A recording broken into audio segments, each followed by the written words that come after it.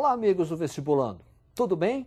O meu nome é Clides Moraes e nós vamos conversar sobre história. E a nossa primeira aula é sobre o mundo grego. Antes de começar, preste atenção nesta imagem.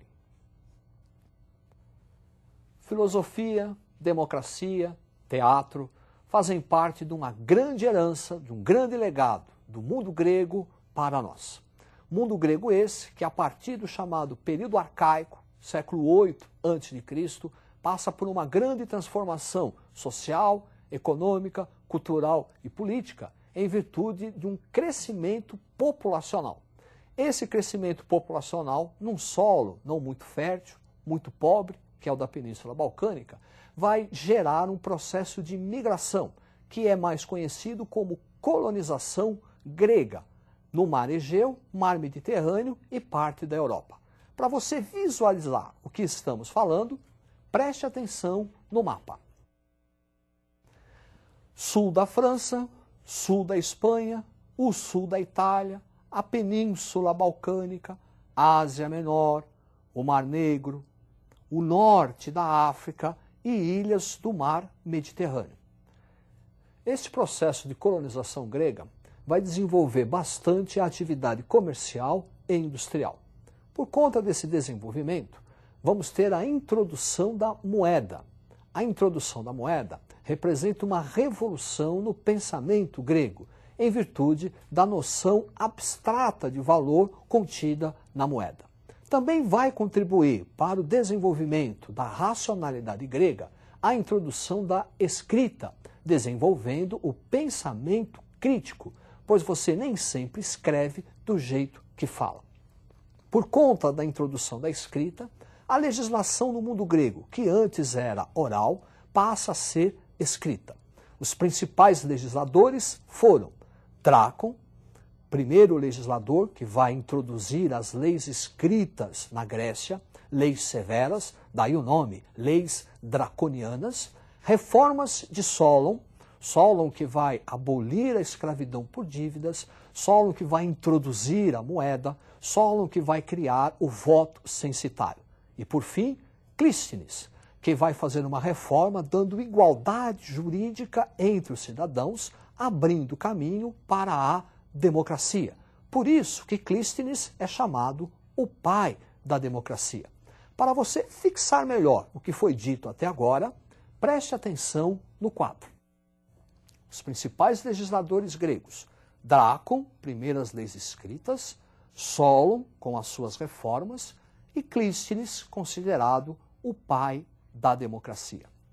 Também por conta da colonização, vai se desenvolver o urbanismo, as cidades. E as cidades do mundo grego, elas são diferentes das demais. É o fenômeno da polis, cidade-estado, cuja marca registrada é a autonomia política, autonomia social, autonomia econômica, uma em relação à outra. Entre as centenas de polis que vão se desenvolver, duas merecem destaque: Atenas e Esparta. Atenas, com um forte desenvolvimento mercantil, com uma educação voltada para a formação do cidadão, que vai defender e discutir assuntos políticos na praça pública, uma cidade cosmopolita, porque vai receber poetas, vai receber filósofos, vai receber mercadores de várias partes do mundo antigo e o regime democrático. A outra cidade, Esparta, com uma economia agrária, tendendo à autossuficiência econômica, uma educação militar, porque visava formar bons soldados, o desenvolvimento da xenofobia, aversão ao estrangeiro, e um regime político extremamente conservador, que foi a oligarquia. Para você não esquecer o que foi dito até agora, preste atenção no quadro. Atenas, com uma atividade econômica mercantil, educação formada, voltada para formar o cidadão, uma cidade cosmopolita e o regime democrático. Esparta, com uma economia agrária, educação voltada para formar o soldado militar, desenvolvimento da xenofobia, a aversão ao estrangeiro, e o regime político, oligarquia. Falamos da democracia grega. A democracia grega era diferente da nossa. A nossa democracia é representativa. Quer dizer, durante as eleições, escolhemos nossos representantes. No caso da democracia grega, ela era direta. O próprio cidadão deveria estar em praça pública e ele mesmo debater e discutir as decisões políticas. E era também limitada. Somente grandes proprietários do sexo masculino poderiam exercer esse direito. Para reforçar o que foi dito, preste atenção no quadro. Democracia grega, limitada, sexo masculino acima de 18 anos e direta. O chamado período clássico na Grécia é também o período das hegemonias, em virtude de duas grandes guerras, as guerras médicas e a guerra do Peloponeso. As guerras médicas envolveram as cidades gregas e os persas. Os persas em expansão, querendo dominar o mar Mediterrâneo, e as cidades gregas vão se unir numa liga militar, a Liga de Delos, sob o comando de Atenas. Essas guerras médicas vão durar 11 anos. Duas grandes batalhas vão ocorrer. A Batalha de Maratona, que aliás vai dar origem a esse esporte olímpico, porque um soldado chamado Fidípides vai correr quase 30 quilômetros para informar a vitória dos gregos na batalha. E a última grande batalha, a Batalha de Salamina, onde os persas vão assinar a rendição. Após as guerras médicas, há uma hegemonia da cidade de Atenas sobre as outras cidades. É o século de ouro, é o século de Péricles. Péricles, que vai fazer uma série de reformas no mundo grego. É o século da filosofia, é a época de Sócrates, Aristóteles, Platão. É a época do teatro grego, Eurípides, Sófocles. Contra essa hegemonia, contra esse domínio ateniense, outras cidades gregas, lideradas por Esparta, formam uma liga militar rival, a Liga do Peloponeso.